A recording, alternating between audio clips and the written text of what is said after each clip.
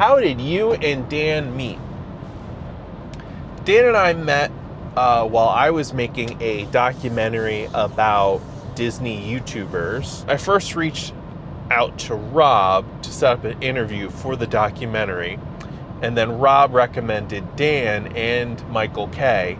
And then I reached out to them, and then one thing, led to another, and that's how I kind of met Dan, was through this documentary I was making called Uploading Walt Disney World. I'll put a little link if anybody wants to watch it, but that's where I met Dan. Dan and I just kind of, we just, kind of had similar senses of humor and all that.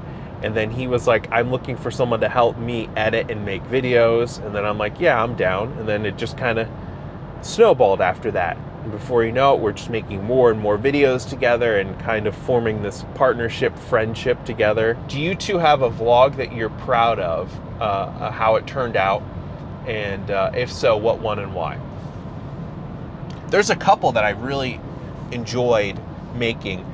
I think most recently was our return to Hershey Park doing the Dark Nights. I thought that was a lot of fun, mainly because I went in with a particular idea of how to do this vlog, and then I was pleasantly surprised by what we're able to shoot and film, as well as I was able to get some stuff that I wasn't expecting, and I was able to turn something good into it. Most of the time, the vlogs that I really enjoy are the ones that maybe people don't watch as much. I really liked the one when I went to go see Oppenheimer in IMAX, because I thought that was just a fun, different idea. And I went into it just with the idea of going to watch the movie. And then I was like, I should, vlog about this. And then I turned it into this fun little adventure that I didn't anticipate.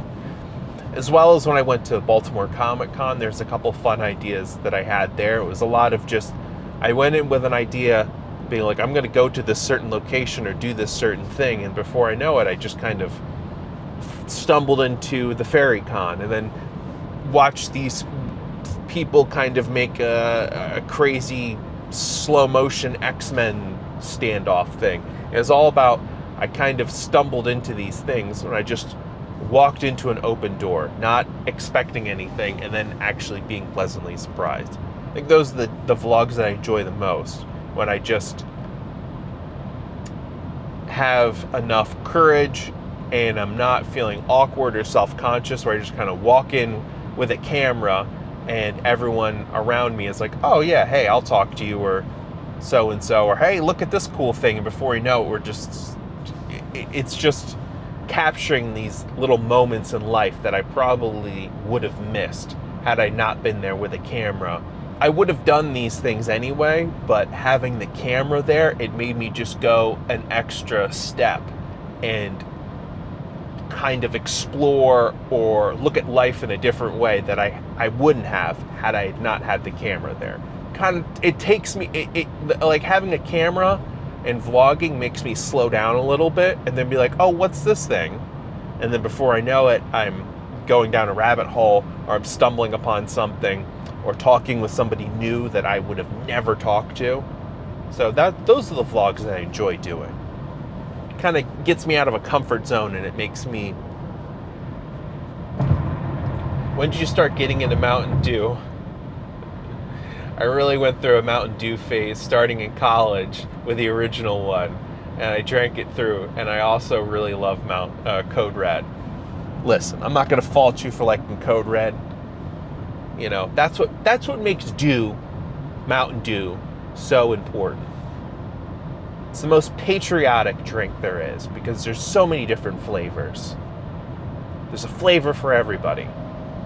It's like it represents America, because America's a melting pot of Mountain Dew. There's a flavor for us all out there.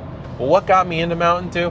I don't know. It's just I always enjoyed Mountain Dew, and I think when I started to hang out with my friends, we get together every month or every other month and watch wrestling. My one friend, Tim, would always have Mountain Dew in his fridge, and then he'd have a variety of flavors. And before you know, I'm like, oh, I really like this. Oh, I really like that. And then Tim would always go out and find the weird flavors for us to try. But I think Tim really got me hooked on the old Mountain Dew. In all honesty, the Mountain Dew thing was just a fun, weird thing that I could do in the background of the vlog, usually when I run out of ideas. And I'm like, well, I'll just drink a Mountain Dew. So that has given me a lot of weird ideas. And would I be drinking all these flavors? Yes. But would I be having an adventure filming them and going to weird places to find weird drinks and talking about Mountain Dew on the internet had I had not initially started this challenge?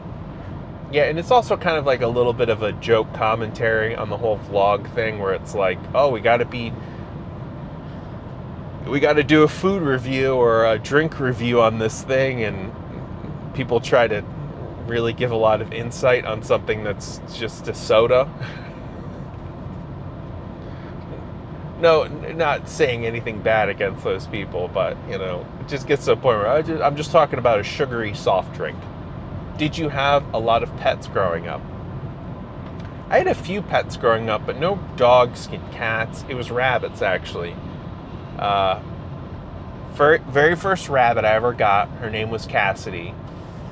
I actually found her in our neighborhood when I was in elementary school. She had escaped from her outdoor pen, and her owner was actually getting ready to move.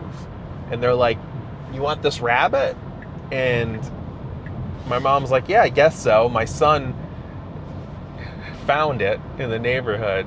I remember I was like really young in elementary school, and there's this gray rabbit, and she's sitting on a lawn.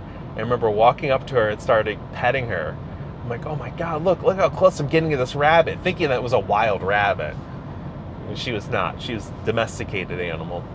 And my mom was like, yeah, we'll take the rabbit. And we had no idea how to take care of one. But, you know, we learned. And she ended up living for about 12 years. We had her for 12 years. And I don't even know how long the people had her beforehand. This rabbit was very old. And she was mean and grumpy. And all I wanted to do was pet her and love her. But she would bite people. I have a scar on my hand still to this day when she bit me so hard. Love that little rabbit. And then we got another rabbit after that through our vet. This rabbit his name was Cooper. The poor little girl that had him was allergic to rabbits. So she couldn't take the bunny anymore. And my mom said, you know, this poor little girl, she was crying. She was like all congested and sneezing, and she's like, I have to give up this rabbit to the vet. And my vet was like, well, to my mom, do you want this rabbit? And she's like, all right. His name was Cooper. He was a little boy lop, and he was a wild man, but oh my God, he was filled with so much love. It was like the polar opposite of Cassidy and Cooper on different sides of the spectrum. Cooper just wanted to love you and be all over you and just climb on top of you. He'd run around in circles and he'd hum. He just wanted to be pet all the time. That little guy lived for about 10 years as well, and he was just so sweet. So yeah, so always finding rabbits. My mom always found rabbits. She found a giant Flemish at, I believe, an animal shelter at one point. Giant Flemish. They're huge bunnies. Huge rabbit, like as big as a cat, almost like a little dog. Whew. That rabbit, BB, she's a great bunny too. So we just always end up finding these animals. Just found them all. Found 2 rabbits in my neighborhood. Found 2 more rabbits in the neighborhood. Still got them. Turtle was abandoned by a friend. She's like, well, I'm moving to Tennessee. Do you want this turtle? I'm like, all right. What's wrong with me? Rivers was the only one that we actively went out to try to find, my wife and I. Like, we would like a dog. We went out to an animal shelter, Barks. Let's name the animal shelter. Found Rivers. If you had to pick 1 or 2 Mountain Dew flavors to drink for the rest of your life, what would they be? You can choose ones that are exclusive, discontinued, and ones still available. After all of this, turns out that I really just like regular Mountain Dew the most. Regular default green. If I could just drink that one flavor, that's all I'd need. If there's one other extra flavor, it'd probably be the Blue Voltage. It's those two. After I already knew all of this going into the Mountain Dew experience, yet here we are. I also really like Liberty Dew. If they still had that, that would be great, but I'm pretty sure that's discontinued. How has your experience been using your Tesla for road trips from your home to Disney World and back since you got your Tesla? All right. I really, really enjoy the Tesla road trip. It makes driving by yourself incredibly easy because of the autopilot, especially when I'm on roads like this, when it's just a straight shot for like 60 some miles, 95 like this, especially when you get into like the North and South Carolinas, you know. Tesla is great for this, the autopilot, because you can just kind of put it on, and you still have to be diligent, and you can't just be like, oh, I'm going to go in the back seat and try to fix things. No, you got to be in the seat, because the car will scream at you every couple of seconds to make sure you are properly engaging the steering wheel and applying the right force in order for autopilot to continue. If you keep messing around and not touching your steering wheel and not being a good driver, the car will disengage autopilot and be like, no, you can't use this until you fully stop the car and then get out and start again. Put the car in park and proceed. So it's nice having literally like an autopilot, an extra person, so, you know, in quotations, with you driving. I'm a lot more alert. I can focus on different things that I wouldn't focus on, and I'm still very, very, very paranoid when I drive. So I'm always just thinking that somebody's going to come into my lane, or the car maybe like right now it's beeping at me because I didn't have my hands on the wheel and it wasn't sure how the road was because of the exit. The road widens a little bit, so the car wasn't entirely sure, and it's like you need to take control just in case. So the car is very, very, very smart, and it knows its limitations, and I know its limitations, and I know what to look for.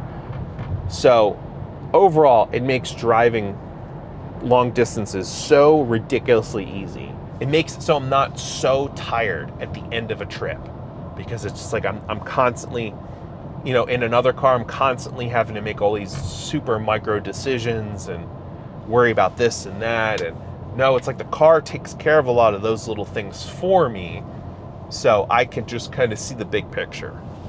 Supercharging is so painlessly easy and so fast. I mean, I really stop every 2-3 hours anyway to pee or get up and stretch. I can't sit, you know, for 6 hours straight driving.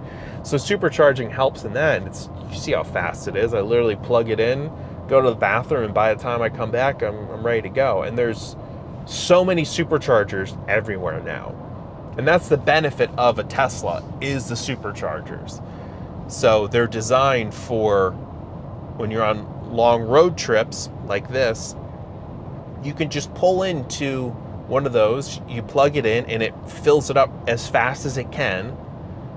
And there's not a lot of other charging infrastructure networks out there for other vehicles that can compete with the superchargers of Tesla. So that's the biggest benefit of having a Tesla, is the supercharging. I think eventually other vehicles will be able to supercharge or charge faster with the superchargers. I think they've already opened those up over in Europe, I'm pretty sure, and it's probably going to happen here in the States. So, you know, that'll be maybe a pain in the butt, because it'll just be more electric vehicles charging at superchargers, which originally were only designed for Teslas. So it's like more people using the, you know, your favorite gas pump. I don't know. But that's the benefit of having a Tesla. Superchargers. They're everywhere. Everywhere, everywhere. It's great. Biggest YouTube-related regret.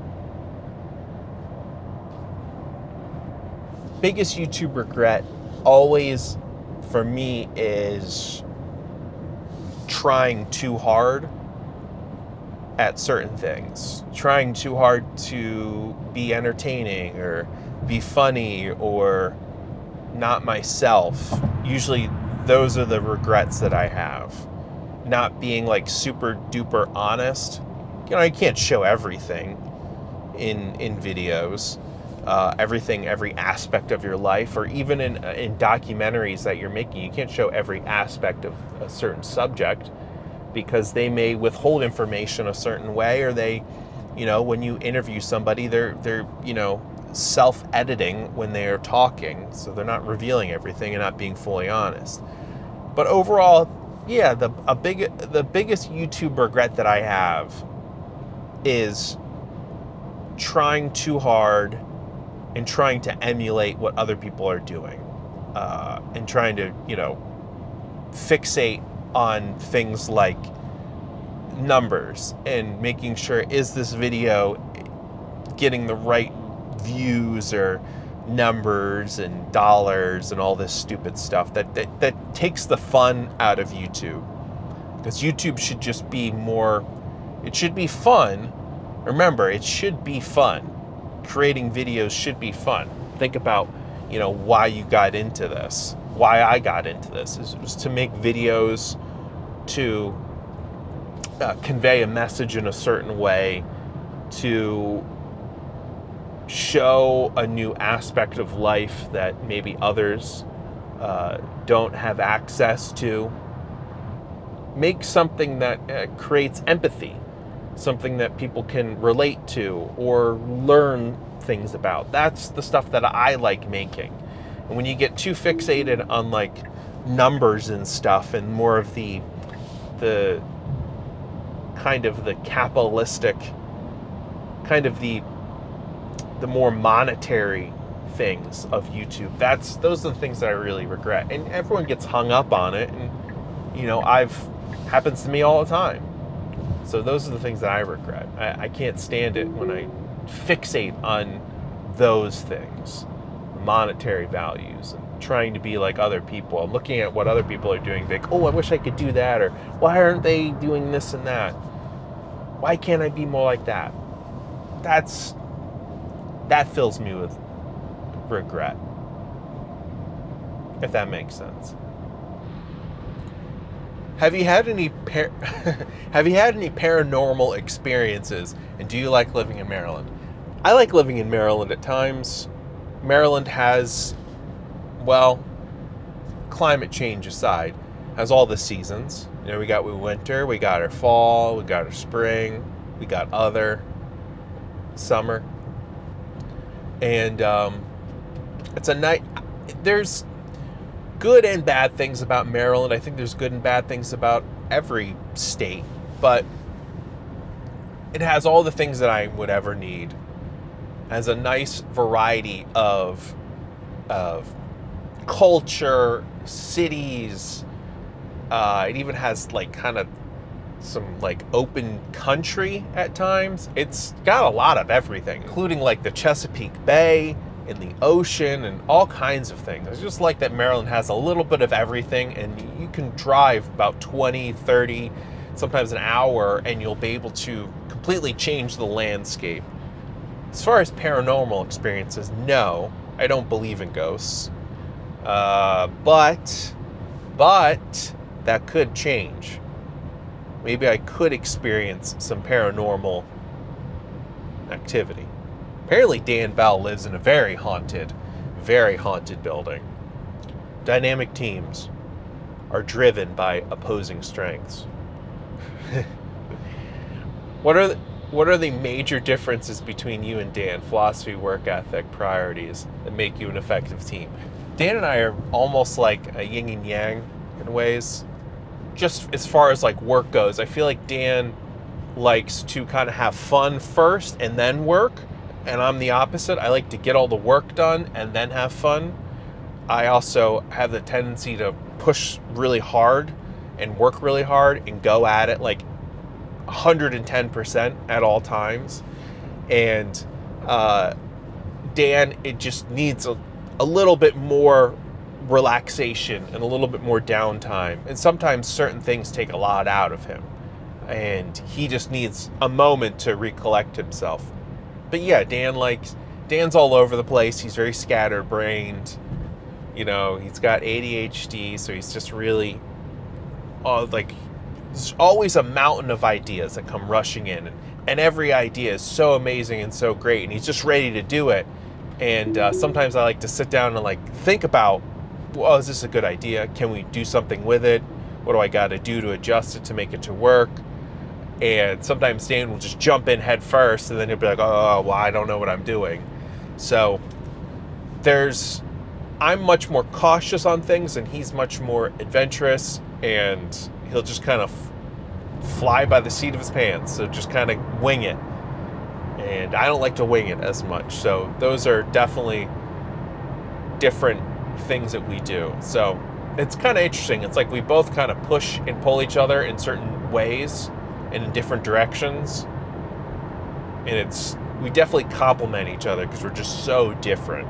Dan's very loud and big, and I like to be much more quiet and reserved, and I like to slow down and, look at stupid things. But then at the same time, I work really hard. So what has been your favorite YouTube experience so far? Like your favorite event or trip or favorite video you've been a part of? I really like the People Mover experience. I thought that was a completely stupid and ridiculous idea. And I'm really glad that we were able to do it, because I always joked, I'm like, oh man, I wish I could just ride this ride all day. And we're like, well, why don't we just do it? So we did. And we made a really stupid, ridiculous video that I still go back and watch every once in a while.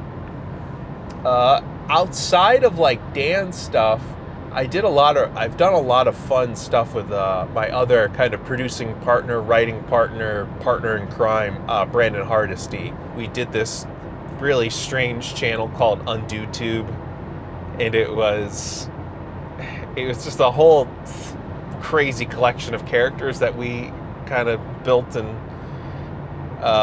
one of the characters we did was this over the top kind of self-help guru that there's been a lot of those on YouTube, so we kind of made a parody of them. And it was just this stupid character who couldn't get a website to work, and then as soon as one problem would stop, he would start another problem, and then just start another war or just something stupid. Because at one point wanted to buy YouTube, and it's just this stupid confident character that I loved so much. And some of the lines that Brandon would just throw out there were just hilarious, and I still quote them in my head to this day.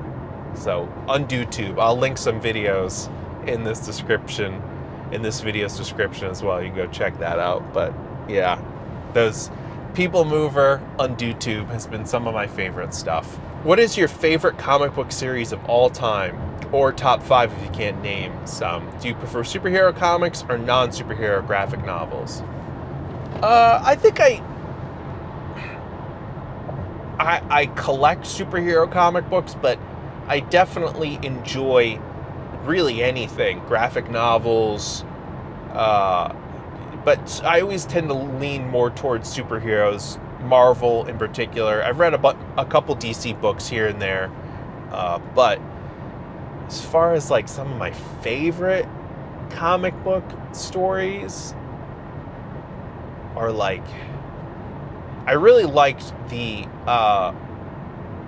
Brubaker Winter Soldier arc, because that was so different from Captain America, and very gritty and real and grounded, and Captain America's gonna die and he's gonna be replaced, and we're bringing back Bucky Barnes, this infamous character that in comic books was one of the few people that you never bring back to life, but they did, and they did it in a really cool, different way that could have been really crappy, but it had that espionage thing.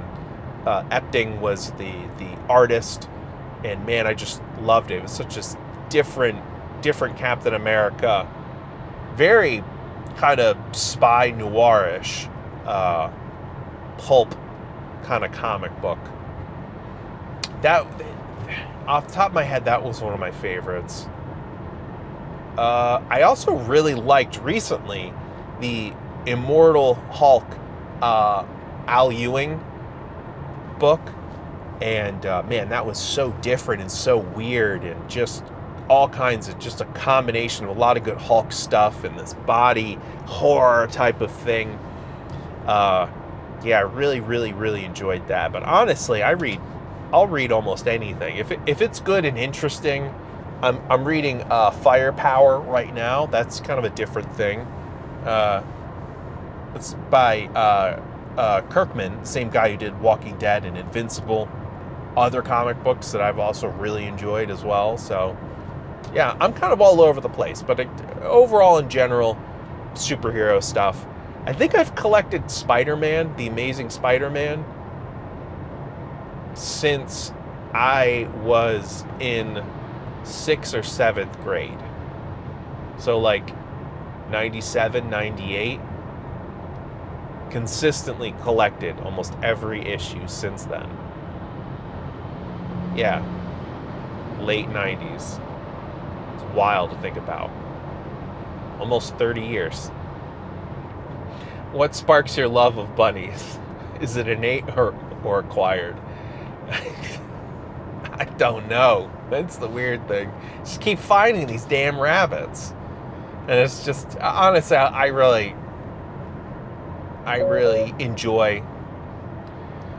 just like all animals. So, and I have a soft spot in my black heart for any animal. So if there's some type of animal in need, I'll probably take it in. I'll probably keep it.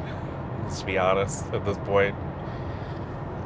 Those rabbits. I just keep finding them, and then you just, before you know it, just, I say goodbye to them this morning when I left. Spent a lot of time with them. Anytime they're out, I'm always down on the floor, like petting them and just excited to see them. I have no idea where it came from. Maybe I was a rabbit in my past life. How do you research your documentaries? Well, usually the first thing I do is find an interesting kind of subject that sparks my interest, and also I have a question about. I'm like, well, how does that work? Or wonder why that person did it like that. But I particularly like more kind of, I guess, like more human-based kind of stories, and trying to understand people and why they do certain things, and what leads them to that and this, and what makes a person do the things that they do. And as far as researching goes, I'll just go through and try to find anything and everything on a certain subject, from articles to videos. Usually videos is kind of the first thing that I look at to see if has other people done, have people covered this subject, and B, what have they covered, and what kind of information maybe could I pull from that, or maybe what things didn't they cover that I could talk about. And then, just look through any type of articles I can find, other interviews, whether it's in print or on video, whatever. And just a lot of it's just by researching on the web, asking around. Sometimes I'll do like a pre-interview type of thing. So I'll have like a whole list of questions, and I'll begin to kind of just, talk to the person on the phone or via Skype, or just maybe sit down with them for a couple minutes without even a camera. Or maybe if I do bring something, it'll bring like an audio recorder just so I can record any type of audio that we have. And just ask them questions and really begin to pick away at some things. And then I'll go back and fine tune it and be like, okay, well, maybe I can talk more about this, and this. And then I'll go, and then I'll interview the person, And that usually will take a while. I'll sit down and have a lot of questions, and I'll ask them a lot of things. And sometimes I need to follow up and do more interviews or go back and research some more. So it's a lot of, you're just constantly researching and constantly thinking and constantly pulling in information when you're making documentaries. Even when you're filming it and when you're putting it together, you're still trying to go back and fine tune and learn more and research more. It's like documentaries are just like chaos, and you're just trying to whittle down the chaos into something more manageable for people to consume. What is your dream film? A film where you can cast anyone, no budget, no restrictions. What kind of movie would it be? That's a tough one. Sometimes I think movies need a little bit of restriction, because when you have free range, sometimes, well, a lot of the times, those movies that have, unlimited, like zero restrictions, they end up kind of pooping the bed. The director who did The Deer Hunter, his follow-up film, which he had pretty much open range to do whatever, was notoriously one of the biggest bombs of all time, and it almost destroyed his career. Was it Heaven's Gate or Gates of Heaven? But man, that was a wild film. And so sometimes I like having a little bit of restrictions, even if I self-impose those restrictions in some way. Be like, okay, listen, you have a budget of X, you got to keep to that. I like kind of having that. But I don't know, some type of film that I would really enjoy making is something maybe with a small ensemble, and it'd probably be more of like a kind of character thing, maybe, or some type of comedy, light comedy, quirky thing, or weird kind of idea. As far as cast goes, top of the list, always. Possibly my favorite actor right now, Olivia Colman. I think she can do anything and everything all the time. She's awesome. She's been around for forever. She started in comedy and has become like just a powerhouse of an actor. Yeah, I think an ensemble thing would be a lot of fun. Working with a lot of people that I admire and look up to. Olivia Colman, Ryan Gosling, another one that could just do anything. Emma Stone, another actor who could just do literally anything and everything. Musicals, comedy, drama. She's great. Lots of big performances. I really, really like her.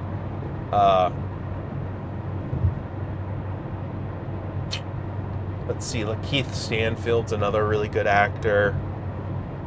Let's talk about the actors I like now. Brian Tyree Henry, another really good actor. He can do a lot of things. All right, Car, don't worry. I got it. I know what I'm doing. Mahershala Ali, another great actor. Colin Farrell. Man, Colin Farrell had a crazy 2020. So many great films. He's even the frickin' Penguin at one point. Stole a whole film. Yeah, I think it'd be fun to work with a lot of different people. And maybe like sneak in like weird non-actors, like directors, to be in certain roles. I really enjoyed recently Licorice Pizza, and that had a lot of different people in it, even up to like Tom Waits at one point. So, and Steven Spielberg's daughter, just lots of cool people, and Alana Haim from Haim, a non-actor in your lead role. Great, loved it. I would do fun, weird, different things like that. Disney hasn't done an original ride such as Space Mountain, Haunted Mansion, etc. for years. Every new ride or attraction is based around a movie or character. Do you think we'll ever get a brand new, non-IP exclusive rides again? If you're personally an Imagineer, what would you choose to create? Oh man. Having me in as an Imagineer would not be good. Just be weird stuff, weird pranky things. Bring back Alien Encounter. Remember that ride? Do something real spooky and weird. A ride where things are like touching you and breathing on you. I would be fired like day one if I was an Imagineer. I don't know if we'll ever get like non-exclusive, or I don't know if we'll ever get non-branded IP character-driven rides, because it's just, that's what's selling right now. I don't know. I'm so bad at kind of predicting these things. Trying to figure out where the trends are. I'm like anti-trendy. It's a shame, because really, like, back in the day, you have to think about it, when they were making these rides, like, those IPs didn't exist, so they had to, like, kind of think outside the box, or create a movie, and then be like, well, we'll make a ride from this movie that we made.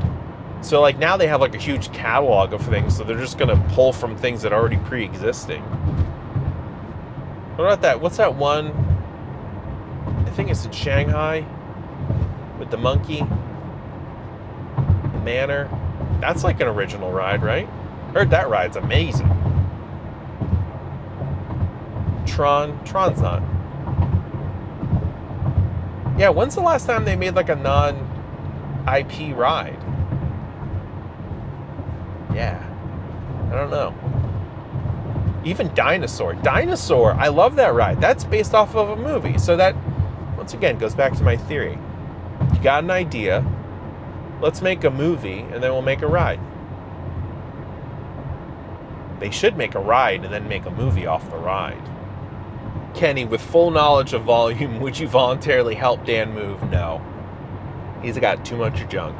I am not trying to pick up any of that stuff. Backstory on how Dan and I met. Dan and I met through the documentary.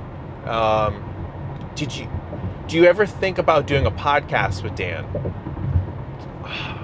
And Dan, what is going on with Foolish Mortals? Dan, what is going on with Foolish Mortals? That's the issue. Dan starts too many podcasts and then he doesn't finish them. So I don't know if us starting another podcast would be the best thing to do.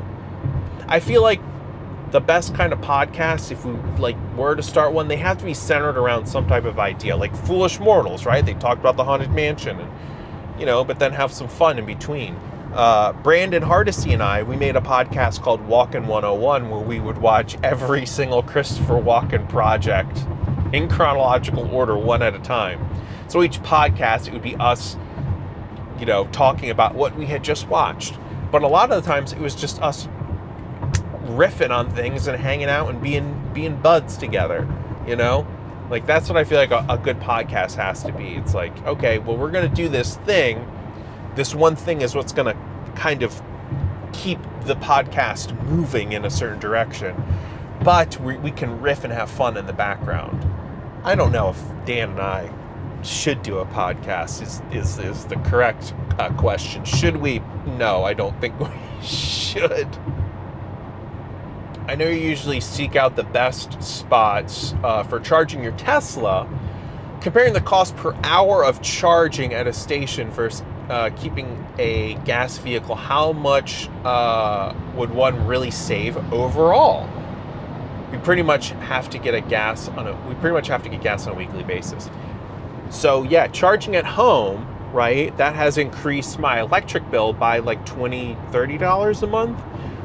But I also didn't have a car payment before I bought the Tesla. Now I have a car payment on top of that. So maybe, I think after I finish paying my car off in the next 3 years or so, then I'll be able to really see how much I'm saving. So a cool thing that you can do in the Tesla app is it actually tells you, it gives you like a charge stats. And it says, okay, you spent 53% of charging at home, 32% other, and this is giving me like a month breakdown. You could do like a yearly breakdown. And what's cool is it will sometimes do a gas savings. I don't know how accurate this is, because do they update the gas prices, gas price average?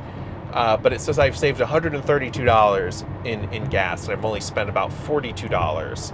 And it says the gas equivalent of $174. So there is some type of metric that you can measure via the Tesla app. I think I need to wait until the car is fully paid off to see how much I'm truly saving, which I think will be a lot. I think it'll only be if my electric bill is going up $20-$30 a month and I have no car payment. I would probably spend $20-$30 a week just in gas easily. So I'll probably end up saving, probably what's that, like $60, maybe $100 a month. That's pretty good. You mentioned it in your last video that video editing can be a mental drain. Trying to break into the field is stressful enough for me, so I've been considering audio engineer mixing as a career pivot. That sounds really good. With that being said, is there a creative field you've been interested in other than videography? Any you wish you'd gotten into? Man, sound is so important. I always stress that with video, and sometimes sound is more important than actual video when it comes to making video, because people are more inclined to tune out if the sound is bad, and they'll stick with it if the video kind of sucks. As long as your sound's good, you'll be okay. So audio engineering, and man, it's just this like unsung hero of video and film, and it's so important. It's so vital and important. If there's another field outside of like video in general, like besides, like I wish I could get better at color correction and color grading, and really like fine tune that, and really like painting an image a certain way. That would be a fun kind of thing I wish I could get better at, or just maybe even go into. Like I would enjoy that. I think it's very, very detail oriented, and it's like this little, if I really nitpick every little image, every little shot. But man, I've done so many things in the video world and video adjacent kind of field. The college I went to, they lumped together video, film, and acting all into one curriculum. And so you had to kind of take a variety of things. And, I got into acting for a little bit at one point, and I did a lot of stage stuff. Maybe like more theater and live performance kind of things. That would be another field I would have maybe liked to have gone into. There's even less money there, I feel like. But that's like the true craftsmanship right there. Like that's hardcore. Several. Colt or CM Punk? I like both of them. CM Punk is what got me into, really got me into independent wrestling and Ring of Honor. Because I heard there's this guy who's straight edge, doesn't do drugs and stuff, and he wrestles, and he does a pedigree off the top rope. And I was like, whoa, that sounds cool. But then I also I like Colt Cabana because comedy and wrestling, and he's a great technician. Don't make me pick. I like both guys, and the whole Punk debacle, AEW, it's just, people are jerks, wrestlers are jerks. It's just how it is. We're all jerks. Your thoughts on the end of season 3 of Twin Peaks? Feel it was destructive or constructive? I don't know. Twin Peaks season 3 was a wild ride. It was so weird and so out there and almost anti-TV, especially episode 8. Wild stuff. I have no idea. I gotta go back and watch that. I've been meaning to go back and watch it. I love the end of it. It was weird. I don't really get caught up into the debating certain things and what does this mean? I like looking at it from... Have you ever read David Lynch's Swerves? No, I have not. Do I need to read that? Another wrestling related thing. The first Colt or CM Punk was a wrestling thing, for those who don't know. They're wrestlers. Did you ever come to Legion Hall in Reseda? No, I wish I would have. And I've never been to any PWG shows. It's hard because that's West Coast and I'm on the East Coast. But man, I would have loved to. Tell us more about film school. Film school is college in general. I'm not the biggest fan of. I think it's overpriced for a lot of things.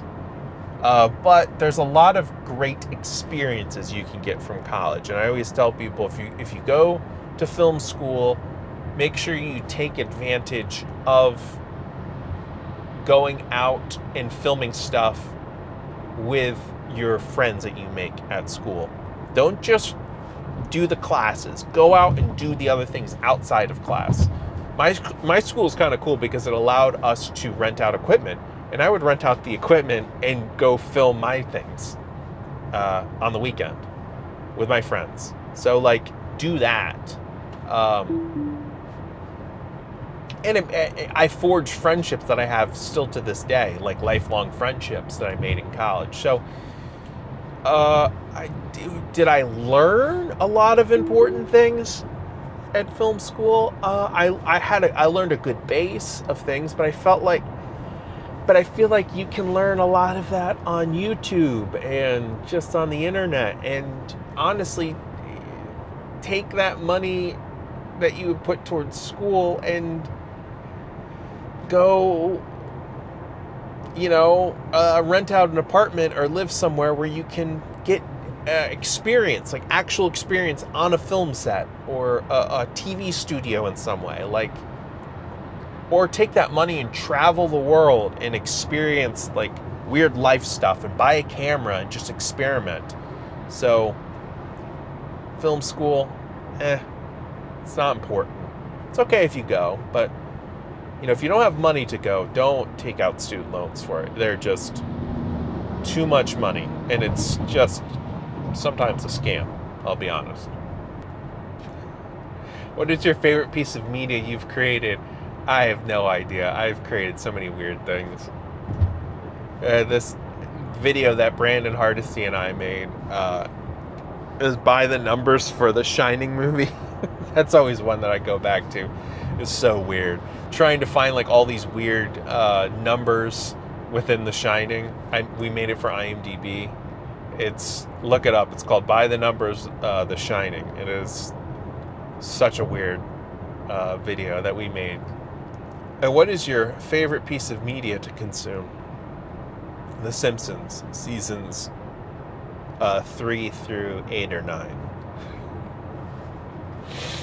I don't know, media in general, just movies, like watching movies of any kind. Actually, I kind of get a little depressed if I haven't watched a movie in a while. It's weird. Like, I sometimes will watch multiple movies a week. What was the last movie I just watched? Oh, I watched The Killer, the new David Fincher film on Netflix. I just watched that the day it came out. I liked it. I'm on Letterboxd. Ken Johnson 1028, I believe is it a handle? I don't even know. My favorite films via Letterboxd. Ken Johnson 1028. American Movie. Nashville by Robert Altman. The Royal Tenenbaums by Wes Anderson. I don't know why I laughed at that. Zodiac by David Fincher. Those are kind of my 4 favorite films right now. Currently. They could change. I do swap out a lot of things. I like 8.5 too. That's another one that I really like. Kenny, are you and Dan like childhood friends? No. But close. Is there a video that answers this question and other origin story related matters? I'll gladly go watch it. Yes. The uploading Walt Disney World, the YouTube documentary I made where I met my good buds Dan and Rob. That's where our friendship started in 2018, 2019. Yeah. Strange charging stories. Got so many. One of the weirdest ones I had was because I like to do a little illegal sleeping and charging. I think I found a hotel. I think this was on my trip back from the People Mover video. I drove back by myself. And on the night when I was driving back, I stopped at a hotel that had a destination charger. And a destination charger is just these chargers at a hotel where you just plug in your car and go sleep in your room. And then by the time you wake up in the morning, it'll be fully charged. So it takes a couple hours to really get a lot of stuff. It's not like a supercharger where it takes minutes. So I found this one place. I was gonna car camp there, essentially. I was gonna use their charger and then sleep in my car and then even use their lobby bathroom to go to the bathroom and wash up and stuff. Just like a total bum. And before I pulled up to the hotel, I wanted to put down my seats in the back, inflate my air mattress, get the car all ready. So I'd literally just pull up and then plug in, have everything blacked out, no one would be able to see in, and be done. So as I do that, I pull into this like little side street that's like another building next to the hotel. And this weird lady, she was out walking her dog at 2 o'clock in the morning, walking her dog, walking from the hotel, and she walks over and just stands in front of me and stares at me as I'm inflating the air mattress. I'm like, okay, this is really creepy. Let's get in my car and drive away. So then I drive over to another parking lot, which is like a restaurant, like an Olive Garden or something. And I get out and I continue inflating. And I swear, the lady walks over to where I am and stares at me again. And she's not saying anything. She's just like walking over. And I'm like, do you need help? What is this? What are you doing? Get away from me.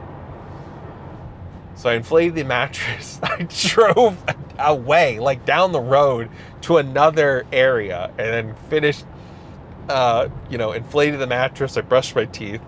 She was finally gone, and then I went to bed. So that was a weird charging story. An illegal charging story. All right, we're back on the road. Bumpy road of South Carolina. Thank you so much, South Carolina, for being the bumpiest road that I've been on in a long time. And I want to say bumpy as in continuous bump. It just keeps bumping. Doesn't stop. No stop in sight. Anywho. All right, we got clear eyes, full heart, can't lose. As a huge wrestling fan myself, I'm wondering who's your favorite wrestler that you have worked with during your wrestling days. Man. I've worked with a lot of really cool people. Johnny Gargano, Adam Cole, Drew McIntyre, Drew Gulak, a lot of people in Evolve, almost everybody in Evolve, Keith Lee, Shane Strickland, Darby Allin, MJF. There's tons more, but I just can't remember everybody. One of my favorite people to work with, I'm going to say there's maybe about 2 or 3 people that I really enjoy working with. That's Timothy Thatcher, Stokely Hathaway, and Ethan Page. Those 3 people are just always so much fun to work with, always creative, and it's just, I feel like I kind of have to up my game every time I kind of work with them. Stokely Hathaway in particular, I think he's just one of the funniest people alive. He always makes me laugh. I think he's just hilarious. What is your favorite video game and or genre or console? I'm gonna say, you know what, one that really like got me into like video gaming in particular, just like really like, oh man, this is what's so cool. I gotta say Final Fantasy VII. Old school. Not even that old school. Old new school, as I should say. I'm going to raise the camera up a little bit. Yeah, there we go. That's a cooler looking angle. Final Fantasy VII, Metal Gear Solid, Breath of the Wild. There's probably a couple more in there that I'm completely forgetting. I'm a huge PlayStation fan, the original PlayStation. Loved PlayStation. Genre, I mean, I don't know anymore. Now I like more of the kind of action-y, I don't like shooty games. I like puzzle solving games, and that's why I really liked Mario and the new Zelda games, because they're kind of like action-y and, puzzle beating, and Mario's a side scroller, but just kind of like that genre now. More fun kind of games. I don't need hyper realistic. What's your go-to Taco Bell order? Mexican pizza. Zero hesitation. Things you wish you could change about your Tesla. Elon Musk being the owner of Tesla. Disney urban legends you would want to make a documentary about. Walt Disney's Frozen Head. Where is it? I gotta see it. Movies you wish you could have seen in theater. Ooh. It's kind of a new one, kind of a recent one, but I regret not seeing it, and it was the first Dune movie. I didn't get a chance to see that, and I watched it at home, and I was like, man, this would have been so much better on the bigger screen. And maybe, I'm not even that big of a Star Wars fan, but I would have loved to have seen the original first Star Wars in the theaters, because it's changed so much. I don't even know what the original film is like anymore. I think that would have been really cool to see. And also it would have blown everybody's mind back in the day. So then that would open up a time traveling type of question as well. Okay, we can't go down that rabbit hole. If you could create your own Mountain Dew flavor, what would you call it? And what would it taste like? Okay, there's a dirty one that I just thought of, which I thought was really funny, but it's so inappropriate. This is for the top level perverts out there. I'm talking the PG-13 perverts. I'm gonna make a blue raspberry and cream flavor and call it KJ's.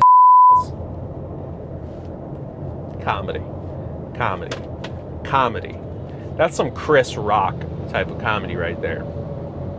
AKA bad comedy. I'm just go buck wild with it. I said this before. I think you should just go really weird with it now, because we all like the weird crap, the weird food flavored things. Let's just throw some chocolate in there. Choco Dew. Even better. Let's combine two of my favorite things. Choco Tacos, Mountain Dew. Choco Dew. Done. Ah, man.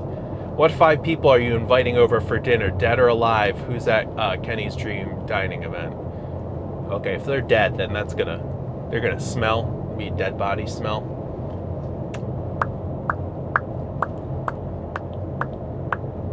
Five is way too many. How can we, as your loyal perverts, make the channel better? Not saying there's anything wrong here. I mean, besides us. But is there anything we can do with our combined powers to help? Just continue watching and being little stinky perverts, little stinky bald perverts. What types of music do you listen to? Also, give us your top 5 songs you're listening to right now. I like a lot of music. Not so much like the newer poppy stuff and kind of the synthy or the weird new rap, and definitely not new country, because it's not even country anymore. It's just pandering. But rock, indie rock. I like funk, old school rap. I have an eclectic music taste. And what's cool on the Tesla is I have a favorites channel, which is a combination of various songs that I listen to. And then on the Tesla, you can pick, search for an artist that you like. So who do we got on here? We got Here I Come Radio by The Roots. I guess I was just really into that song one day. Haim, yeah. REO Speedwagon, definitely. Modern jazz, why not? Shadowy Men on a Shadowy Planet. That's they did the theme song for Kids in the Hall. Heaven is a Place on Earth. Praise You Radio. Just really weird stuff. First Aid Kit. We got Pond. We got The Hives. Arcade Fire. Jane. the song Jade. Jet Airliner by Steve Miller Band. 1.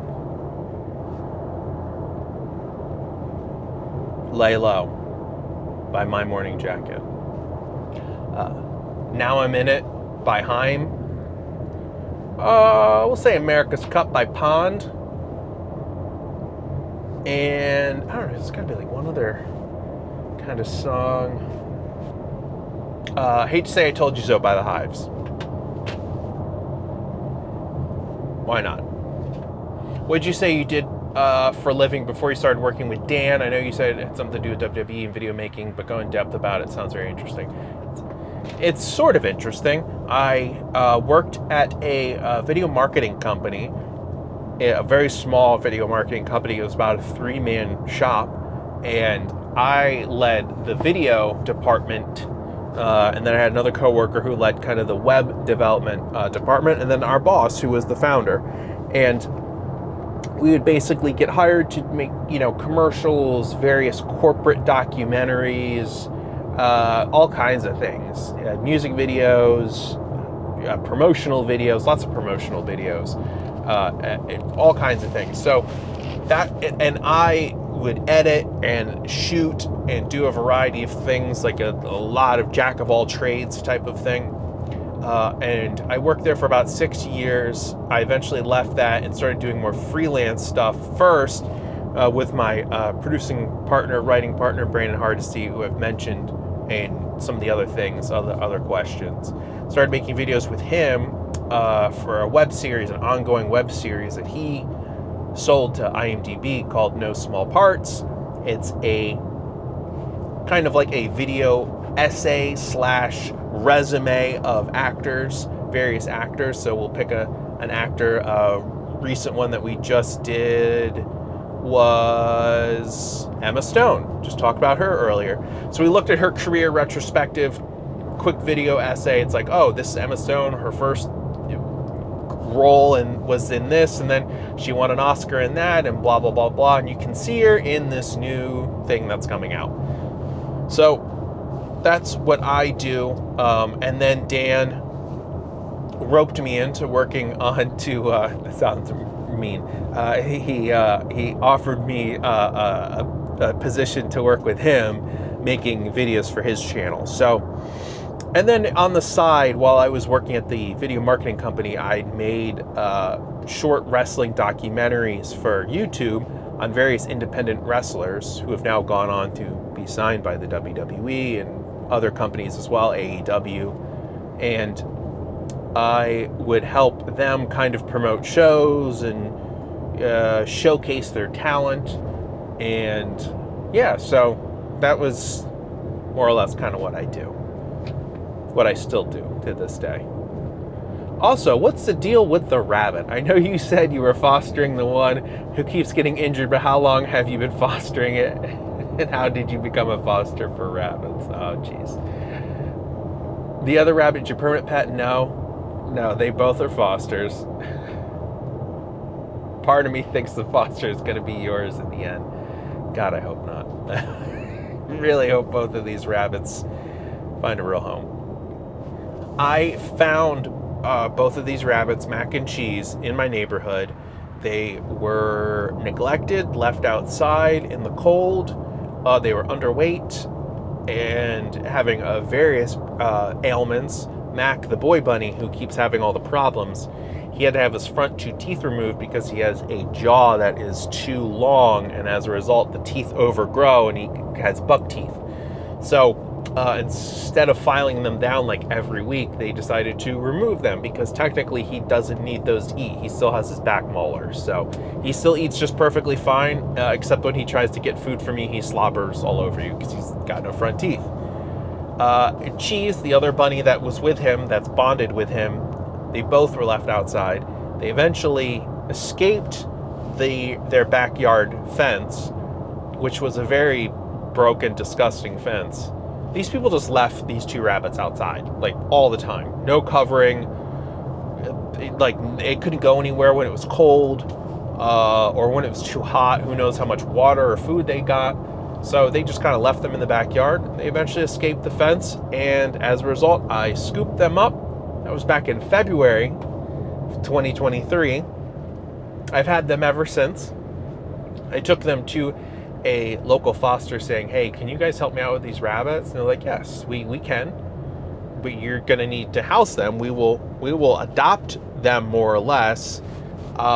We need to find an actual home for them. You are going to be their fosters. So yeah, and poor little Mac, because he has front teeth removed, he's had various ailments. Abscesses keep growing on his nose, and the doctors just cannot figure out what is the issue. They don't know if it might be like a nasal cavity thing as a result of his teeth being removed. There might be nerve endings that are open. I'm not sure, but they have done everything and anything to look into it. They can't figure it out, and it keeps coming back. So everybody's frustrated. No, I can't keep these rabbits. Please, God, don't make me keep the rabbits. All right, let's keep rocking and rolling. We're almost done with our questions. This is how flying by the way. It is 2 o'clock right now in the afternoon. I've been almost on the road for 12 hours. A lot of you guys do not like Raising Cane's, apparently. It ain't worth it, from what I've been told. How's Raising Cane's compared to Zaxby? If Dan forced you to wear a full-body character costume from any theme park, which costume would you choose? Easy. Betamax. Betamax. Yes, Betamax. Those giant, old-fashioned Betamax tapes. No, Baymax. I would be Baymax, because you know that suit's air-conditioned. Or it's maybe heated. I don't know. There's got to be a breeze in it, I imagine. Baymax. Raising Cane is the goat of chicken places. Okay, so we have a good plus for Raising Cane's, a negative for Raising Cane's. I don't know what to believe anymore, guys. What are your top 3 favorite comic book runs to read? Do you have a preference on particular writers or artists? Artist. Chris Samney. I believe that's how you pronounce his name. Did art for Daredevil, and right now he's working on Robert Kirkman's Firepower. Absolutely love that artist. Really liked Jason Aaron's run on the Avengers. It was so over the top and ridiculous and like all over the place. I mean, at one point we had Kazar with a time knife, a time machine knife, and he became the Herald for Galactus. Just buck wild. Okay, that was just one of the many crazy things that happened. It was all over the place. Really like Jason Aaron's stuff. I know he's not, I don't think he's at Marvel anymore. Ed Brubaker, always another good one. Robert Kirkman has his moments. I mean, I read all of Invincible. I absolutely loved Invincible. Another artist, or another writer I really like is Al Ewing.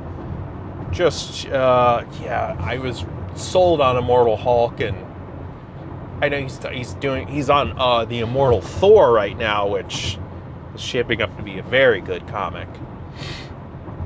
I've always had a soft spot for Mark Bagley, because he did Amazing Spider-Man in the 90s. That's when I really got into Spider-Man, drawing Spider-Man like him, especially his profile. That's just such a Bagley type of thing. Will you and Dan be doing another ride challenge like you did with People Mover and Living with the Land? Maybe with the Haunted Mansion, Pirates, or even Figment? Well, I don't know. Maybe.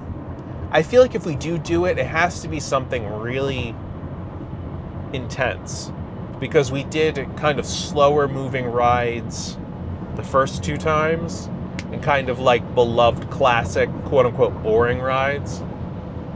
So like, what can we do to spice it up a little bit? I'm not sure. Or do we just find something else to kind of do? Like We had another idea for a couple things, but I don't want to say it just yet. I don't want anybody stealing it. Also, you're a comic guy, yes. What got you into your love for it? Well, I really wanted to be a comic book artist at one point as a kid. And as a result, you know, and I got into Spider-Man when I was like really young too. So I'm like, okay, well, read Spider-Man comic books. I want to draw Spider-Man. I like drawing Spider-Man. I need to look at comics and see what makes a comic good and how to draw certain things. So that's what kind of got me into it, and I just started collecting. And fast forward easily almost 30 years later, and I'm still collecting them. There's so many comics that are probably worth absolutely nothing. Have you and Dan thought about opening a P.O. box? Maybe. I know Dan had one at one point. Should I open one? 2024 could be a P.O. box year. Kenny, why do you let all your Mountain Dews get so old? I'm not the one responsible for the old Mountain Dews. It's my dew man, Tim. He's a collector. He just gets so many of them, and he just holds on to them forever, and he forgets he has them until he brings them over to, you know, when we watch wrestling pay-per-views. So it's just, you know, Tim just holds on to them forever, you know? Can't fault him. He's like, I don't know if he's just trying to offload them onto me, or you just remember he has them. Who knows? Your favorite song, if any, on the Rumors album, Fleetwood and Mac, an impromptu performance. What? I don't know. I gotta check to see what songs are on Rumors. I don't actually. I mean, I like Fleetwood Mac, but I'm not the biggest. That's the one. Dreams. Yeah, I'm just closing the song right now, actually. Might have to stop recording so I don't get a copyright strike. Did I have Fleetwood Mac playing in the background on one of the videos? Probably. I just don't remember. I don't remember everything that I do and say and record. All-time favorite wrestler? Probably say Eddie Guerrero. Yeah, Eddie Guerrero. Kenny, why do you not like The Undertaker? His entrance to the ring is iconic, just saying. Well, I don't like, he's like dead. He's like a wizard. I don't, you know, come on. Stupid little, he's got too many, this neck tattoo with his wife, ex-wife, and he tried to like get rid of it. He's got hair, he doesn't have hair. He's too old zombie. He puts on his eyeliner all weird. Just get out. I like Biker Taker though. He was pretty cool. All right, I still got to think. I got to circle back to this one. What 5 people are you inviting over for dinner, dead or alive? Tough one. Okay, do I want? Let's just. Man, I think I might need Dan in on this one. I might have to circle back to this one when Dan and I return on the road. Okay. Do I want to invite people that I like? Or do I want to invite people that could gel well together? Like, hey, let's have a fun time all together. Or do I want to invite people who could start some type of drama and some type of fight, and then I could just like sit back and like, yeah, let's do it. Let's see what kind of stuff happens. You know, I could invite some crazy political minds to the dinner table. Or spite dinner. I invite all of my enemies to dinner, and then I cook them some real nasty food, and I make them have to eat it all. Or like I put like a thumbtack on their chair, or a whoopee cushion, or a rattlesnake. All right, we're back at the editing studio. I missed some questions when I was on the road. Can't blame me because I was driving and I was trying to talk to the camera like a buffoon. Okay, I missed 2 people's questions, and I will be damned if I forget to include them because I included everyone else, and I don't want to leave out anybody. Are you still making documentaries? I really loved your documentary on Disney vloggers. Are you still planning on making part 2 of that documentary? So that documentary, Uploading Walt Disney World, where I also met Dan, kind of fell apart, mainly because of COVID, and just everything in Florida was kind of becoming a bit of a chaotic mess, as it is still to this day. I got some really good interviews from Resort TV 1, even Matt Sansoa, who is this infamous kind of a dark side of the Disney parks. He snuck into a couple places, and he's been taken to court by Disney. It's a whole crazy story. And even our good buddy, hidden buddy, Kevin Perjurer of the Defunct Land. I got a quick little interview from him, and the idea for the second part of the documentary was to focus on more of the dark side, the really kind of crazy, more kind of dangerous and somewhat illegal activities, starting with Leonard Kinsey, who wrote The Dark Side of Disney way back in the day. He was like an old school kind of like YouTuber, and like he even kind of is friends with Adam the Woo, and that's how I kind of met him, through Adam. And so he actually doesn't, he lives not too far from me. So I initially wanted to do the dark side, but kind of ran out of steam. And then I got, involved with making stuff for Dan, and that takes up a lot of my time, and I'm more involved in making the Disney stuff as opposed to making documentaries about the Disney stuff. So I was afraid there would be some type of like a conflict of interest there. I did at one point upload a part of the second or third part of the documentary, and it was me going to the opening of Galaxy's Edge. The original idea was, okay, part 1 was going to be the more happy, the light stuff, the good stuff. Part 2, dark stuff, more cutthroat, vloggy stuff where there may be a little bit of rivals and this need to, I got to get to the park first and get the information out there as quickly as possible. And then the third part was me becoming a Disney vlogger of sorts and falling into the trap of getting out content all the time. So I'm kind of in a weird way doing that a little bit with Please Stop Vlogging. So this is kind of like an extended part 3. I have become the very monster that I have been documenting. Very meta, I guess. Either meta or just a complete mess. Who knows? But yeah, I still am trying to make some documentaries in the background, wrestling stuff, occasionally. It's just that, editing Dan's stuff, editing No Small Parts stuff, all these other things takes up so much of my time, and it's hard to like sit down and create like a documentary, and because making documentaries is very time consuming. It's all life and time consuming. So the last thing I want to do is sit in front of a computer and edit more. So I don't know. I got to get back into it. Maybe 2024 I can make some different stuff, some fun stuff. Maybe I can use this channel to experiment and get back into, my first true love, which is filmmaking and especially documentary filmmaking. Now, there's still one more question out here. What's your favorite dog breed? Easy. Pit bulls. Never thought I liked pit bulls until I owned one, and they are the best dogs ever. They're loyal, they're fun, they are just like, they love being lazy. They're called couch hippos.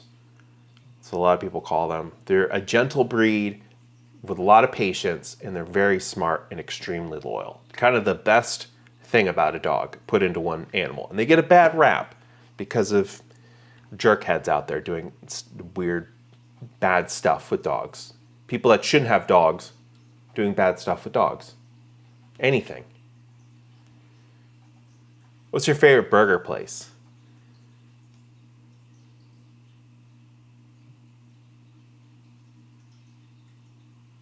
Right now, currently, in the year 2023 of our Lord? Shake Shack.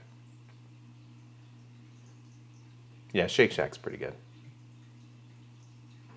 All the questions, baby. Answer them all. Bing, bang, boom.